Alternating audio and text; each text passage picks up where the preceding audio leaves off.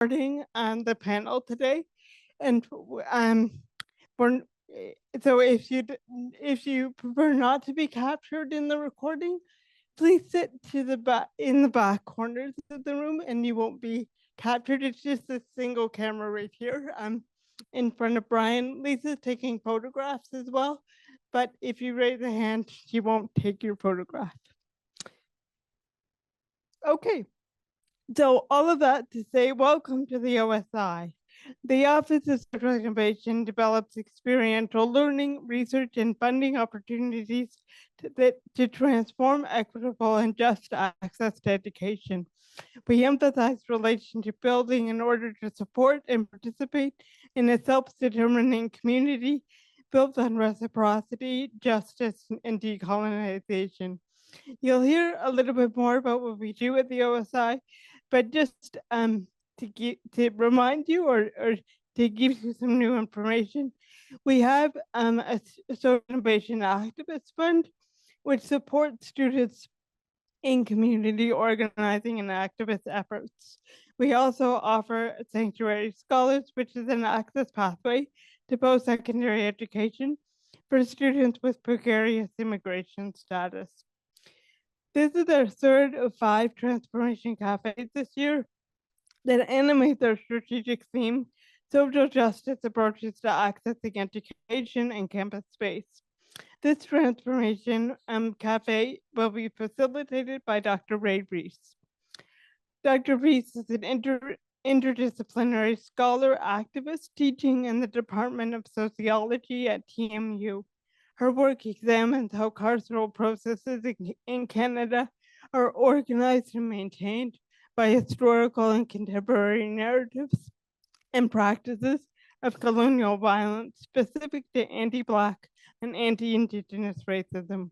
More broadly, her work explores the intersections of gendered punishment and miso-noir as legally and socially enacted via government and white settler capitalism. Dr. Reece was an esteemed panelist on our last transformation at our last transformation cafe on safety and security in campus space. And so we're very honored to invite Dr. Reece back to us. Dr. Reece will facilitate a panel for about 35 minutes. We'll break and have some time for some small group discussion. Upon Dr. Reece's discussion, she'll let us know, and then we'll come back and have a larger group report back. Thanks, everyone.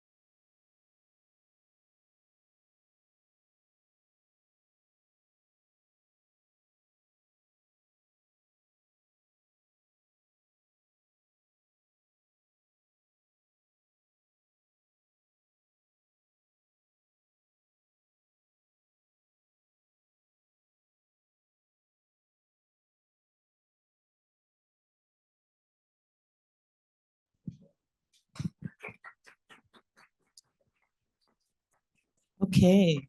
Ooh, it's like amplified. Without further ado, thank you, Dr. Chandler, for that lovely introduction. How are folks doing today? Good.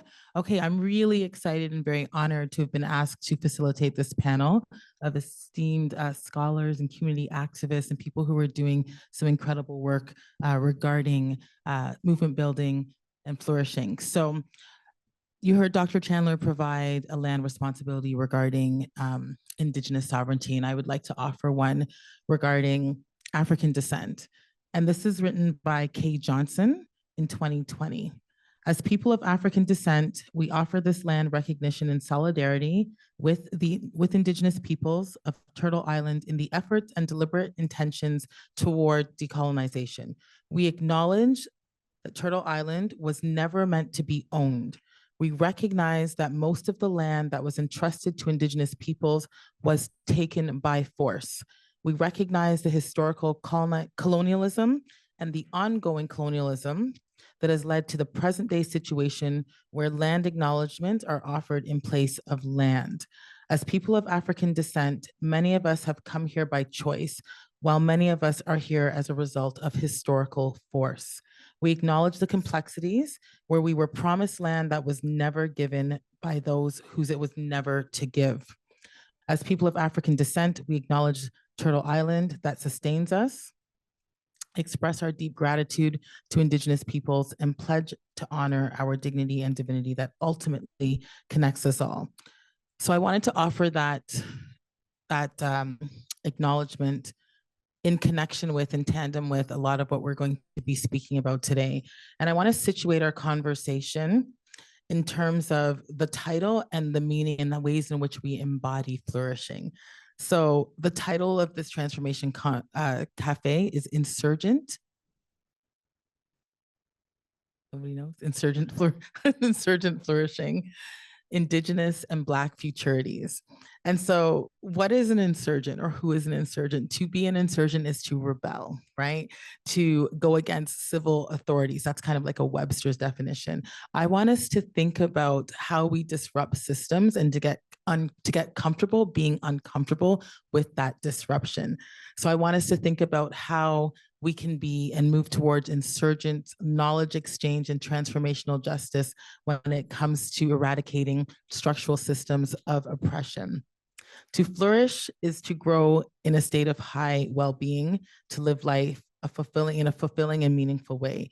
I want us to think about flourishing in terms of not surviving, but thriving, and collective liberation for all of us. It is so incredibly important that we understand the siloed history of Indigenous peoples, capital P, because there are over 800 nations in this country, and that we recognize that those conversations are important to have on their own.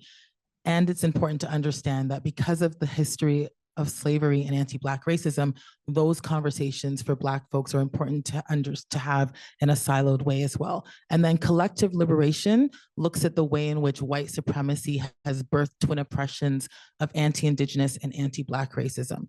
So that's why we're focusing specifically on those two groups today. And we want to think about futurities, the possibility and prospects of dream weaving, what it would be to have big, boisterous, collective liberation, right? And supporting each other. So I'm going to stop there and turn it to our panel because I'm very excited to introduce these folks today. And I'm going to begin to my far left. This is Michael Mahalitz. Did I say it right? Mahalitz? Okay, thank you. Who is an assistant professor in the Department of Entrepreneurship and Strategy and special advisor to the Dean on Indigenous Initiatives at the Ted Rogers School of Management. His research combines principles from psychology and economics to explore how people make decisions. At TMU, he supports reconciliation priorities by leading the development of policies and processes that create more opportunities for Indigenous students to achieve their educational goals. He's deeply committed to making education. Oh, I'm sorry. Yes. Okay. That's good. Please stop me. Yeah. Okay. My apologies. Okay. Michael is deeply committed to making education accessible and desirable to underserved, and often neglected segments of the population. Drawing on his lived experiences within Canada's prison system, Michael is dedicated to addressing social injustices surrounding the over-incarceration of Indigenous peoples and what he believes is the greatest threat to the future well-being of our youth, the age of mass incarceration. Welcome, Michael. Thank you. And next to Michael, we have Klinton Lettman. Klinton graduated with a BA in philosophy in 2023 from TMU, where he twice earned a place on the Dean's List. Shout out. During his undergraduate degree, Klinton's work centered ontology, epistemology, logic, and axiology. However, his primary focus was the translation of philosophy and its practical application. Since graduating, he is committed to exploring ways in which the application of philosophy is an actionable means of addressing adding context and resolving systemic issues. Klinton also experiments with new mediums such as poetry to express complex philosophical arguments in a more digestible form, particularly those addressing systemic social injustices, intrapersonal hardships, and existential underpinnings. Welcome, Klinton. Next to Klinton, we have Dr. Flavia Novais, who earned her PhD from the Federal University of Rio Grande do Sul. Did I say that? Yeah, okay. In Brazil in 2023. And she is currently the Ethel Louise Armstrong postdoctoral fellow in the School of Disability Studies here at TMU. Dr. Novais has experience working and researching mainly on human rights, sexual, gender, and body diversity and care theories inspired by science and technology studies and post-colonial and ethnographic approaches. During her postdoc, she is conducting research inspired by Gloria Azaldúa, who proposes weaving as a form of manual action that goes beyond writing. By engaging with collective spaces for handmade crafts such as embroidery, crochet, knitting, and other forms, she aims to understand how this production and exchange of experiences impact the lives of people with diverse corporalities from a perspective based on anti-ableist approaches of feminist disability studies. Awesome, welcome. And next to Dr. Novais, we have Jasmine Wamagwans. Close? Okay, all right. Who is graduating soon from a Master's of Information and Library Science program at U of T. She graduated with a Bachelor's in English from TMU. Jasmine has a strong interest in Indigenous cultural preservation and the decolonization of library spaces. She hopes to be a positive inspiration and kind influence in the library and information sector. Awesome. And last but definitely not least, we have Brian Norton, who is Anishinaabe from Chimnising, First Nations, and is the project manager for GMU. And I'll let you say the Indigenous Student Services. In his role, Brian is part of a team of people who share the belief of being lifelong advocates for higher learning. Along with his colleagues, he strives to deliver services that are essential for the success of Indigenous students here at TMU.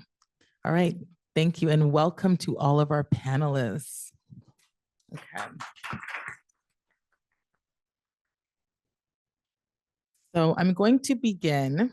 Actually, this is a question I'd like each of you to answer. And I want us to talk about this concept of flourishing and what it means to you and how you define the concept based on your own respective areas of research, activism, and work. Who would like to start? Yes, sir. I'll start. Okay. So just a little bit more about me. That's a very short bio that I only agreed to. It's on our website. But so I am the program manager for Gado Manjidami Mampi Indigenous Student Services here at TMU. The name itself means we gather here. Then the intent behind the name is to well, I'd rather say the description of the name is meant to be active, in that our ancestors used to gather on the space. Our parents gather on the space, and we gather on this space. And when I mean space, I'm talking not only about the physical land that we're on, or the space that we occupy at university, but also the space we occupy in higher education. So when we say we gather here, it's a kind of call to say, to reinforce that we are here, and we welcome all Indigenous people to come and study, and to be here. So that's, and the reason why I say this is because it's part of flourishing. When we talk about flourishing and Indigenous identity, this has not always been the case. I'm sure all of you have heard about the residential schools. You may or may not be aware of the intense atrocities that may have happened, but that residential schools were one way to try and, to paraphrase, I will not say his name, but to take the Indian out of the boy. And ever since, and even prior, they've tried and tried, and we're still here. We are now taking up spaces actively to be seen and to be heard. So a part of our name here is kind of a salute to that, and to the hard work it takes to get here, and to feel that we belong here. I can say more, but I will pass it on to the next panel person who wants to talk about. Thank you, Brian. Jasmine? That really resonates with me, what you said about taking up space. When I graduated from English, I pursued something, an administrative type of job, and it didn't really pan out. And I felt kind of at a loss. And what could I do next? What could my degree get me? And I learned that I wasn't eligible to work with the library, and that you would need like a master's degree. And I felt like with my GPA, I wasn't going to be accepted into like the program, but I applied anyways. And I would say to everybody to apply for things that you think might be out of your reach or too big to strive for. But I'm here and I'm almost done my program. I've met many lovely people and just been connected to a lot of like really nice faculty. And I'm glad I pursued it. I'm glad I took that jump, because it was a risk. I remember crying about it when I applied, being like, oh, I'm never going to be accepted to my partner, but I'm here, and yeah. Thank you, Jasmine. Can you hear? Yeah. Okay. Yeah. As I am a Brazilian person, I'm a Black woman from Brazil, so I have like another context on identifying as a Black woman in Brazil. I wish I could explain a little more, because it's a little bit complex in Brazil to identify as a Black woman, because we have a whole history of neglected identity. So yeah, but when I hear the word flourish, what comes to my mind, of course, as English is my second language, so I'm always translating things on my mind. And when I hear the word flourish, what comes to my mind is a jumbo tree is a fruit that grows in the north of Brazil. And when the harvest time comes, the whole space, like the falls, the petals falls, and the whole space, it's colored pink.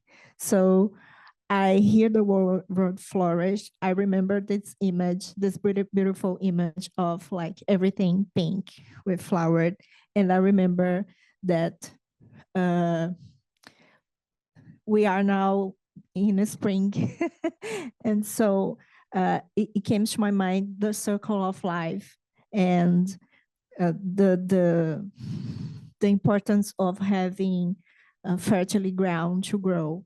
So it came to my mind this poetical image, but also a political image, like finding community, finding space to flourish is allow the circle of our lives and our identities to flourish also. So yeah, That's great. I love the metaphor. Yeah. Yeah. Thank you. Wonderful. Thank you. Clint? Is it on? Oh, there we go. I don't know. I find it to be something difficult to understand, but just because in the sense that it's intangible, I think that we all, as individuals, know of experiences of being ostracized or marginalized or feeling some sense of experience that is ongoing in your life that you don't necessarily speak about because it's assumed that everyone goes through. And when I think of flourishing, I think of cultivation, but cultivation from the foundation insofar as, like, I would say it could go as far as being in itself, who you are. Although we don't discuss it, we don't speak about it, and just because of, I guess, my field of study, it's something that's often spoken about, where we are ontologically set, that there's a hierarchy there in which how we see animals, ourselves, and then of course, we're coming to see, especially in this space, the idea that there's an ontological place for disabled people. And even within that concept, the construct itself is dictated. It is following, whether it's the linguistic framework or the actual social framework, it's all confined to this normative. So oftentimes I feel that both on a macro level and a micro level, individuals feel this sense of angst throughout their life without any justification. And I often said much, especially when I was studying here, that there's this, because I studied as an adult student, but there's this unbelievable lack of recognition when it comes to people's hardships, whether it be as simple as studying or as simple as being acknowledged. And I don't mean acknowledged as a person, I mean acknowledged for who you are and who you express yourself to be. You're oftentimes confined the second that you step into these spaces, simply because the definition has no place for you. So when I think about flourishing, I think of more of acknowledgement, taking back what's yours insofar as what you lost before you set into this world of society, and understanding that even though that you've been gaslit for the majority of your life, you define the teleological or the value or verification of who you are, who you're going to be, and what your purpose is. Thank you, Clint. Mike? I'm sorry, I have to follow that. That's amazing. So my definition of what it means to flourish, I think, has changed over the years. I remember being in my undergrad, and I had a plan for my life, and I put a lot of thought into what I want to do for a living. And then I looked at all the different careers out there, and what are opportunities for advancement, and I looked at different pay scales and the nature of work in different industries. But the reality is that all this stuff changes, right? Day by day. And looking back now, I wish I would have put more thought into who I strive to be as a working professional, what my values are, how I live those values, and how does who I strive to be align with what I want to do, as opposed to just what I want to do. And then my undergrad was cut short. I made the worst mistake of my life, and I was sent to prison for 10 years. And I fought tooth and nail to continue my education because I knew that was important, and it was my first time inside. I knew I could see very clearly my life with an education and without an education. And I knew that was something worth fighting for. And so when I'm thinking about flourishing, I always go back to one of my elders inside. I was in the Pathways program, and this is a program for Indigenous prisoners who've committed to traditional healing as a way of life. And we would have circles every day, and we'd have sweats every couple of weeks. And every day, our elder would ask us, who are you? You know, and every day we would have an answer, and every day we were wrong. It was like, no, that's what you do, you know, or no, that's your role in your family. And it's like, we can never get it right. And so what I appreciate now is that he was teaching us it's not about the destination, right? It's about the journey of learning who you are and growing. It's that journey of personal growth, which never really ends, right? Because who you are is a culmination of a lifetime of thoughts and experiences in your world. And so it changes over time. And so it's a constant process of sort of getting to know yourself. And I also appreciate that, you know, it's one step in the journey to self-love, which is another step in the journey of self-forgiveness. And so that's what he was sort of trying to teach us. And that's what I try to remind myself. Like, what does it mean to flourish? I think it starts with who you are as an individual, who you strive to be as an individual, what values you hold dear, how you manifest those, how you exist within and interact with the world around you. And just that self-awareness, self-realization, self-actualization work that I think is so critical in this dynamic, ever-changing society that we live in today. Yeah, thank you so much, Mike. Thank you, all the panelists. So I purposely started with that question, a very specific individual question, because I wanted us, you know, we live in these systems of structural oppression, which sends the narrative or promulgates the narrative that systemic structural oppression impacts people in a certain way, right?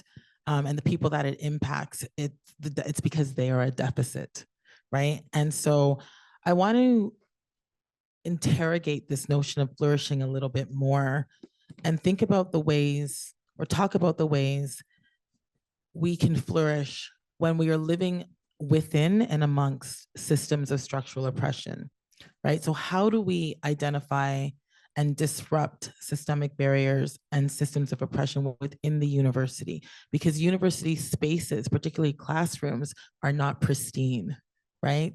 And neither is the concept of flourishing, because we embody it in so many different ways depending on where we're located in our life. So when we think about the university classroom as a contested space, when we think about, as you were alluding to, Brian, the history of residential schools in quotations, because we know they weren't places of learning or healing, right? And we think about students who are Indigenous and Black and who are not seen in those spaces.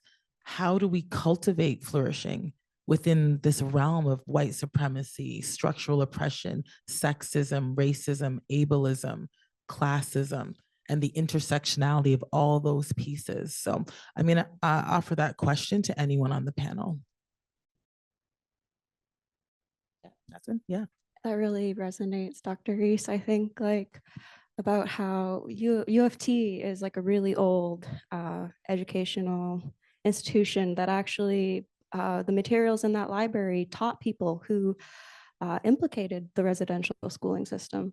And I feel like we have to acknowledge that, right? And we have to move forward. We have to open the space to diverse students, and we have to open the space to these diverse voices. I think learning about things like citation justice, for example, could be something that we promote, you know, in our spaces, because why do we cite people just because they're highly cited, you know? So that's what that makes me think about. That's an excellent point. Excellent point. And also our reliance on citing certain people from certain demographics. I remember when I was doing my PhD and I had a number of Black feminist authors on my comprehensive exam list, and my committee said it was not enough. Okay. They literally, right, that I had to have more European thinkers, more male European thinkers. So to your point, yes. Anybody else? I think Flavia? Yeah. What comes to my mind is the inspiration that I have from bell hooks on classroom, because of course, I'm not gonna explain everything, but the thing is to face that on the classroom with students, we have to face the difference. We have to understand where I'm from, where I'm speaking from, and to face that they have different contexts and histories. And it's not an easy task, because as we face the difference, we face the problems. Yeah. But we have to open the space to get to share our experiences, because I'm not there with the whole knowledge. I have my own history. I have a history of studying and reading things, but of course I'm going to learn from these experiences. So I think inspired by especially this theoretical, like to get the difference, to face the difference, and to be open to these challenges on the classroom. I really appreciate the reference to hooks, especially teaching to transgress. Yeah, exactly. How do we move to transformational and transformative knowledge exchange? So thank you for that. Anyone else want to add? Clint? Is it good? Oh, okay. Again, I don't mean to like keep you guys stuck in this philosophical realm. I'm just a bit obsessed with it, given my studies. But one thing that I noticed is that it starts much more fundamentally. Like, I think we don't tend to notice how insidious the normative reality is, because it's essentially a reality that you're existing in that you don't really notice. And by participating or inhabiting it, whether by your own want or will, you're exercising practices in which reinforce the structure, the ontology of where you're placed, the social norm of where you're placed. And I feel that the biggest step that a person can make is getting out of that.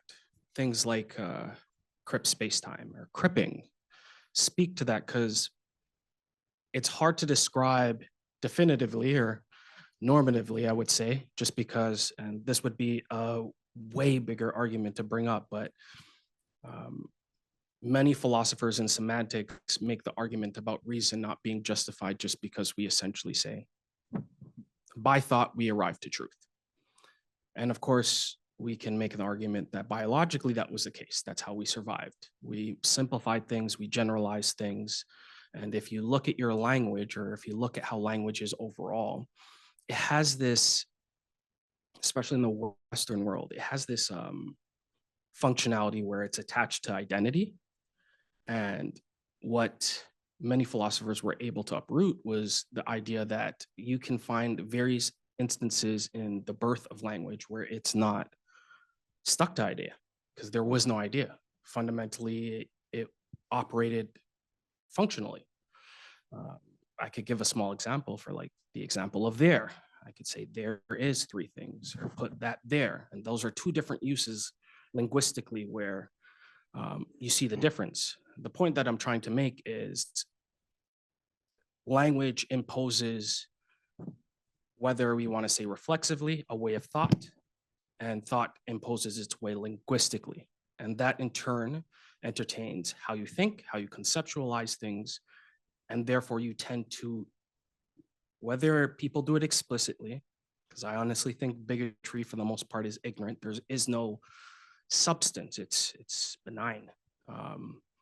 It's more of the sense that we identify things, we get accustomed to identifying things, and then for the general populace, or what we would like to say common sense, in the sense is that we refer to things that are much more complex when we have much more difficult conversations, and we're referencing things that if you actually open up the concept, it's much bigger than what you think, but also it's confined to its conditions. So again, I'm not trying to be long-winded, but what I'm trying to say is when you start reaching in the sphere of who you are, whether you are part of any of these marginalized groups, you may not be able to, and this is from my own experience, Whether you share it or not, I'm not too sure, because of course I'm not you, but there is something that you are able to identify about an experience that's gnawing, that is gnawing at the very person that you are. And I'm not talking the person you refer yourself to, like Klinton. I say Klinton to you, you say Klinton. That's not the same Klinton I see in here. But there's something that gnaws at you when every time you're reaching a block while they're saying, come in. And it's like logistically it's there, but they're not really looking at you. They're not really considering the person for who you are. And that's as a result of, like I mentioned, these linguistic or these implicit frameworks that essentially make a concept, teach you how the concept's made, and then by virtue of how that concept's made, surprise, you don't exist in it. So it's not something about, I'm sure many of you guys have read this in regards to like access. It's like a logistic thing. It's like, oh no, we need to find mediums in which everyone can be a part of it. It's not, that's not the argument. The argument is essentially acknowledge the entities or the beings that are there on a level playing field. Why is it that there's these underlying things? So again, it's much bigger than that. So when we are trying to find cultivation, regardless of who you are as a being, that's what you're fighting for. And it starts from practicing that thought. It starts from, like anything that you learn in life, it starts from entertaining that thought and not falling in the way. Because even as I'm trying to make this explanation, I'm still trying to confine or use the tools of a normative definition to explain to you something that exists, not in the normative world. Thank you, Clint. Thank you. Mike or Brian, did you want to? Oh, go ahead. Mike. Okay. I wanted to talk practically, just given my experiences within the system. And I remember what I went through when I was first arrested back in 2011.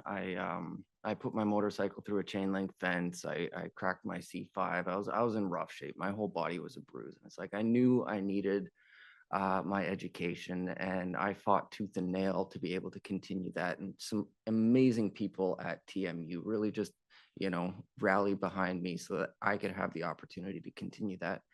And it sounds good, but the reality is that I think about, you've got a circle of concern, and this is from a book, 7 Habits of Highly Effective People, and a circle of influence.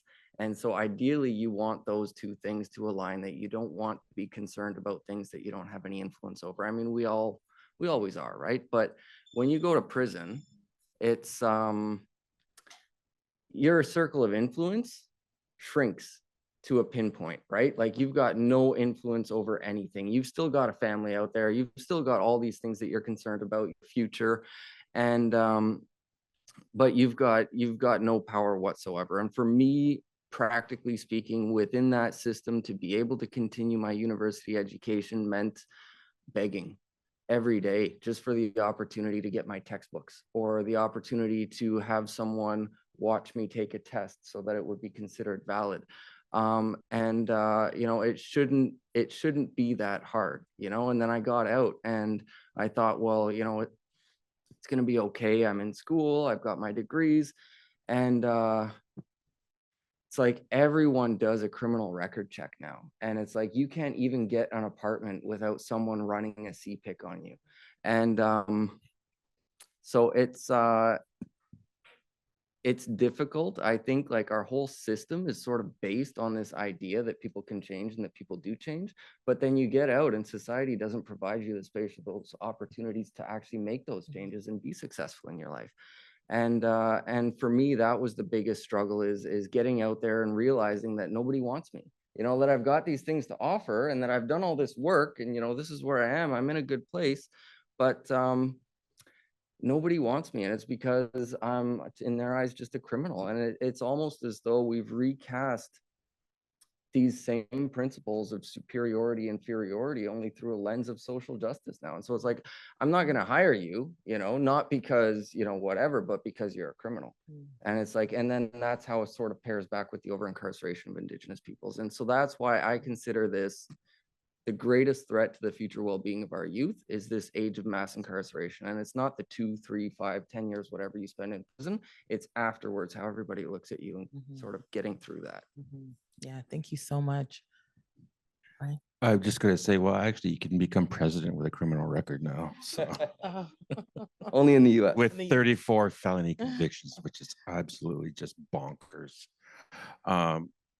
So going back to this question about how do we identify and disrupt systemic barriers and systems of oppression, I think, you know, as marginalized people, we see it everywhere we go. From the moment we get up, walk out the front door, there is someone who is going to cross to the other side of the sidewalk because they don't like the color of your skin or your gender. We go into a grocery store. Indigenous people get followed around quite a bit. I'm sure that happens to other marginalized folks too. So when asked that question, identifying systems of oppression from an Indigenous, Black, or other minority perspective, it is quite evident to us everywhere we go, every day, walking the street, getting on the subway. It's pervasive in the way that we have sort of numbed ourselves to the ongoing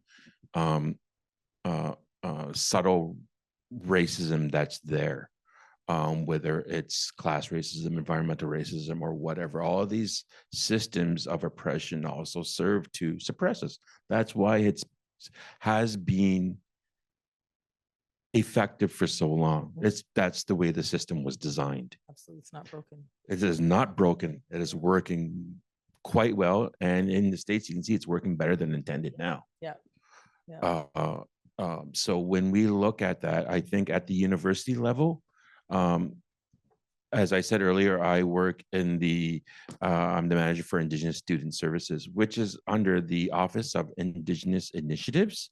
And we are under the Office of the Vice President of Equity and Community Inclusion. And this university was one of the very first universities to actually have an equity and community inclusion. At the time, it was called Equity, Diversity, and Inclusion. And it was, I think the department was created in 2014 or 2016. It was just before I got here.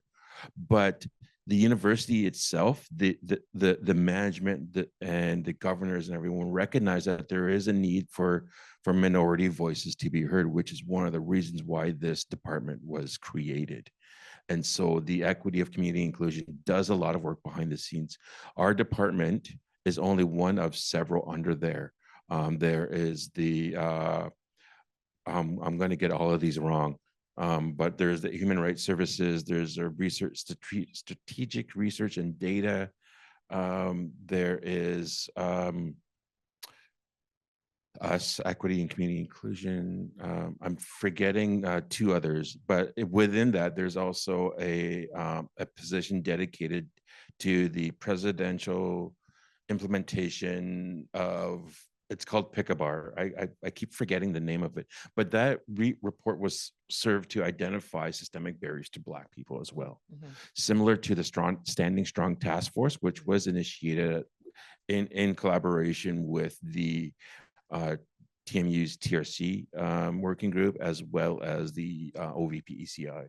So there have been several reports that have gone out identifying some of these systemic and structural barriers to this. So I think the university, although it has a very far to go, is actually at the forefront of actually identifying a lot of these barriers that students face, and even I guess naming those that sometimes and that we don't realize that we live with every day. So that's an excellent point. Yeah, that's an excellent point. And you know, our universities' classrooms are often like a microcosm for what's happening in our wider social, right? It becomes magnified in some ways, right, in the classroom. I want to pivot a little bit, and I'm going to make a connection, Flavia, to one of my favorite authors, which is Paulo Freire, Brazilian philosopher. And the first book that I read that really helped me conceptualize this idea of the banking model of education was Pedagogy of the Oppressed by Freire. And if you haven't read it, folks, I encourage you. It's a seminal classic. He was a Brazilian philosopher, educator, and he really believed in disrupting and dismantling the banking system of education, where the teacher or the educator is at the front of the room, and that's the all-knowing person who deposits this knowledge into these students who are empty vessels, right? It's very much a Euro-centric and a European model. So he flipped that on its head and he challenged educators to reinvigorate learning in a particular way. And so, although not named and called flourishing in his text, it reminds me of what we're talking about here today. And so, just given the time, and I want to give folks an opportunity to speak with each other, how do we collectively engage in liberation? Because you're right, we're talking about the identifications, Brian, in the space, in the canon around where the gaps are, right? And there are still instances where folks are in the rubble, so to speak, and students are not being seen. So how do we engage in collective liberation to flourish and support each other? That's not grounded in university priorities, but that's grounded in the priorities of a student first or student led movement.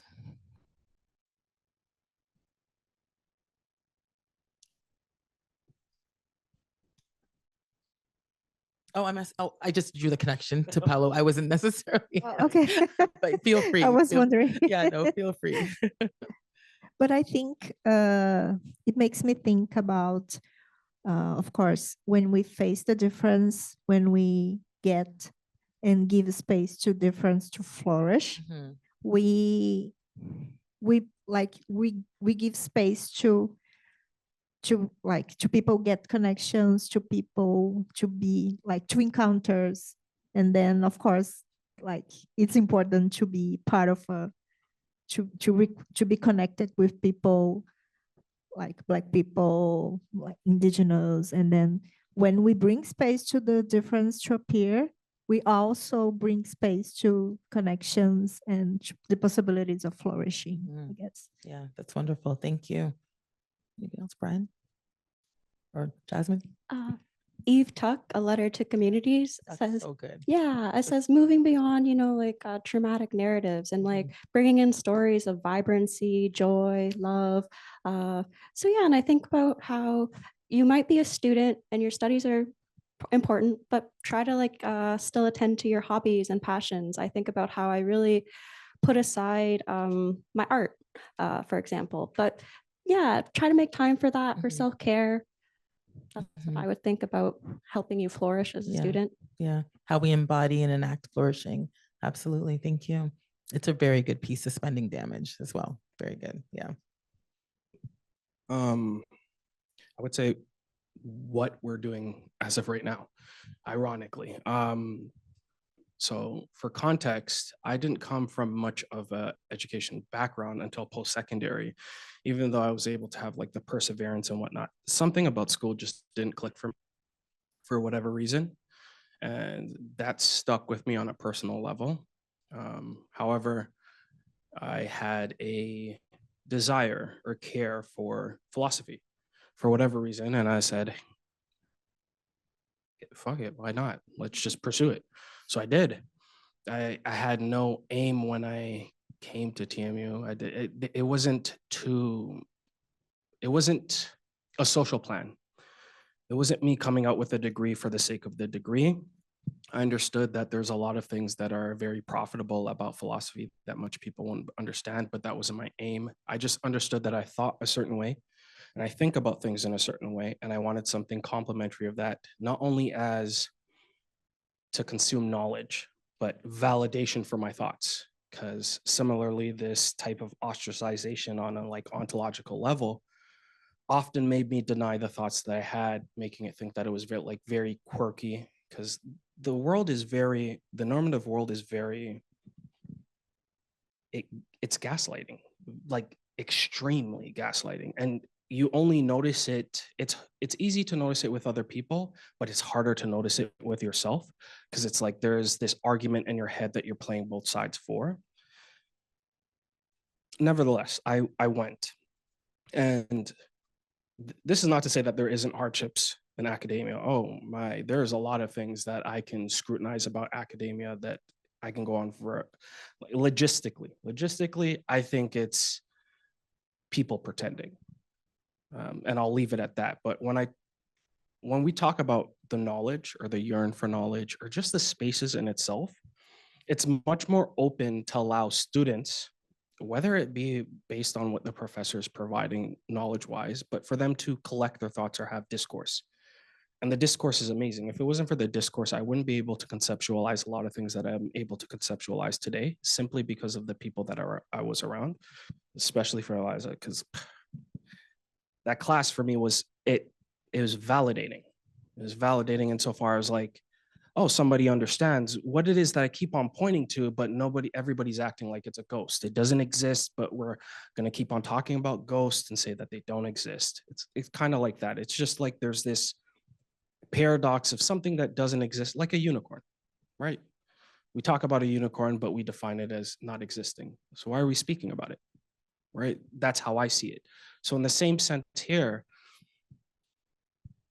it's not only the space, but what you entertain in the space. And it's the same thing as these conversations. These conversations don't only prompt a discourse of you adding your perspective or you thinking about things differently. It's just as insidious and as infectious is the reality of the normative world based on their frameworks, is the same thing in these minor spaces that you create. So there's a difference in linguistic here. When we define things, we don't have to define things definitively. There's not an identity to what cripping is. There's not an identity to identity, right? It's more of like, we understand that these labels are used more in a performative manner, but it's supposed to encapsulate how these entities embody this space. That's a ground or a fundamental framework for people allowing to think a certain way. It allows them to look at themselves in a certain way. It allows them to collect their thoughts and think about themselves, I think, more accurately. And then when you speak, you're speaking more honestly, you're speaking more authentically. So when you have these discussions, it not only becomes comfortable to those who want to believe whatever you want to call it, a soul, but it prompts you to think that way moving forward, which then makes it more insidious, because when you start speaking to other people, you're doing the same thing that was done to you. Thank you. Mike or Brian?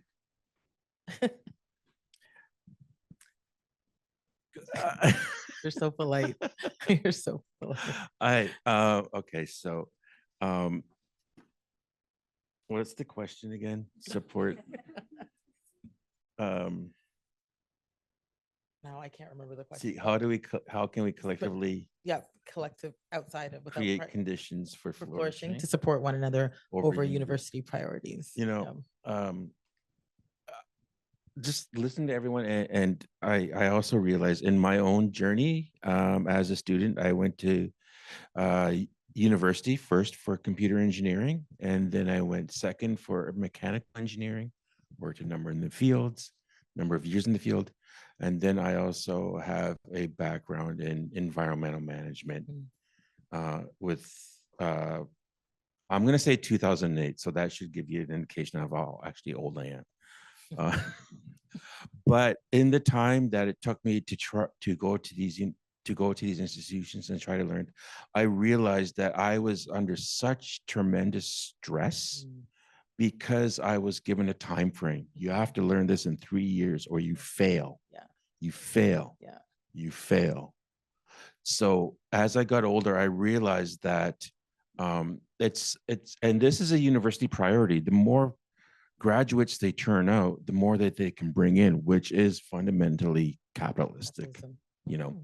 So our students have never had the benefit of learning at their own pace and at their own style of learning.